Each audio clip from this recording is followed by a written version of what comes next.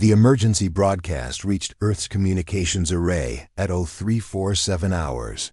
Galactic Standard Time. Captain Torres reviewed the translated message while his coffee grew cold in the dim light of the command center.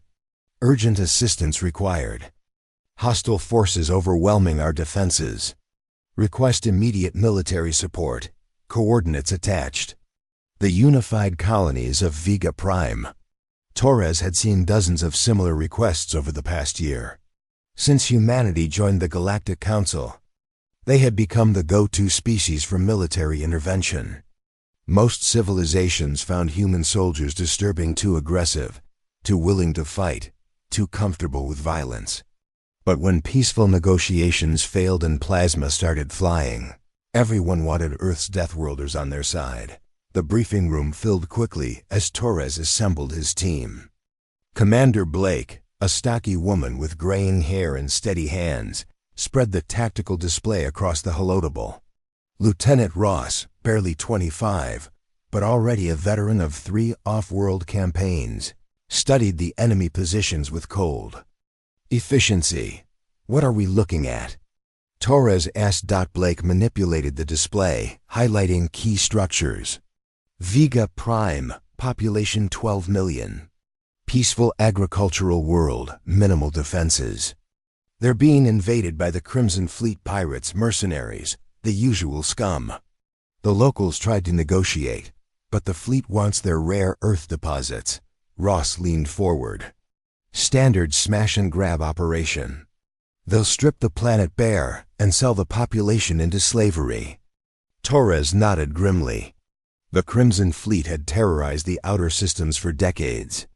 Most species considered them a natural disaster, something to endure rather than fight.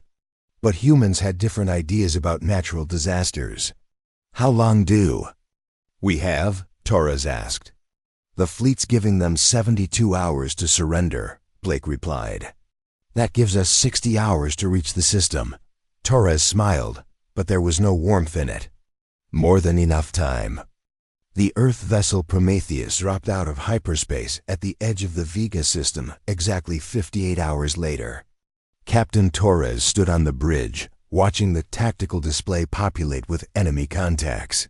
The Crimson Fleet had positioned themselves in high orbit around Vega Prime, 18 heavy cruisers, 43 frigates, and countless smaller vessels. "Sir," reported Ensign Martinez from the communication station, "we're being hailed by the fleet commander. Put him through." The view screen flickered to life, revealing a scarred alien face with cruel yellow eyes. "I am Warlord Kane of the Crimson Fleet. You have entered contested space. Turn around or be destroyed." Torres stepped forward, his hands clasped behind his back. "This is Captain Torres of the Earth Defense Force. You have attacked a member of the Galactic Council. Withdraw immediately or face the consequences." Kane's laugh was like grinding metal. "One ship against my entire fleet? You Deathworlders may be crazy, but you're not stupid. Leave now, and I might let you live." "Counteroffer," Torres said quietly. "You have 10 minutes to begin your withdrawal. After that, we will consider you hostile." The transmission cut to static. Around the bridge, Torres could see his crew preparing for battle with the calm efficiency that made human soldiers so feared across the galaxy. Other species fought with passion or desperation. Humans fought with methodical precision. "Sir," Blake called from her station, "they're moving to attack formation, as expected. Initiate Protocol 7. What happened next would be discussed in military academies for generations. The Prometheus didn't charge the enemy fleet or attempt to match their firepower. Instead, it simply vanished from their sensors, using human stealth technology that no other species had been able to replicate.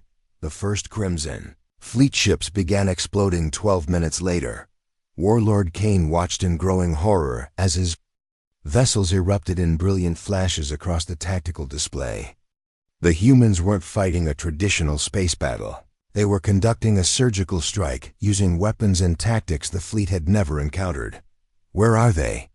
Kane roared at his sensor operator. "Unknown, sir. We're detecting multiple. Smaller contacts, but they keep disappearing." The truth was elegant in its simplicity. The Prometheus had deployed dozens of automated hunter-killer drones, each no larger than a shuttle but packed with enough explosive power to crack a heavy cruiser's hull. The drones used adaptive camouflage and microjump technology to dart between enemy ships, targeting critical systems with surgical precision. Within an hour, half the Crimson Fleet was either destroyed or disabled. The remaining ships began to scatter, their formation breaking as panic spread through their ranks. "This is impossible," Kane whispered, watching another of his cruisers split apart in a chain reaction of secondary explosions. His communications officer looked up with wide eyes. "Sir, we're receiving a transmission from the human ship." Torres appeared on screen again, his expression unchanged. "Warlord Kane, you now have a choice. Order your remaining ships to stand down and prepare to be boarded, or we will continue our attack until none of you remain." "You cannot defeat us all," Kane snarled, but his voice lacked conviction. "We already have," Torres replied simply. "Your fleet is broken. Your ships are fleeing." In 37 minutes, the Galactic Council. Peacekeepers will arrive to arrest any survivors. Choose wisely. The battle ended not with glorious combat, but with quiet surrender. The remaining Crimson Fleet vessels powered down their weapons and waited for processing. Most galaxy-spanning conflicts ended the same way once humans became involved swiftly, efficiently, and with minimal collateral damage. Down on Vega Prime's surface, the colonists watched the orbital battle through their telescopes and sensors. They had called for support, expecting perhaps a small peacekeeping force or negotiation team. Instead, Earth had sent its wolves. Captain Torres stood in the Prometheus's observation deck, looking down at the peaceful blue-green world they had just saved. Commander Blake joined him, carrying 2 cups of coffee. "Another successful mission," she observed. Torres accepted the coffee and nodded. "They called for support. We gave them what they needed. Think the galaxy will ever get used to our methods?" Torres considered this, watching the last of the Crimson Fleet ships being escorted away by Council peacekeepers. "Probably not, but that's fine. Let them call us Deathworlders. Let them fear what we bring to the darkness." He took a sip of coffee and smiled grimly. Sometimes ruin is exactly what the universe needs.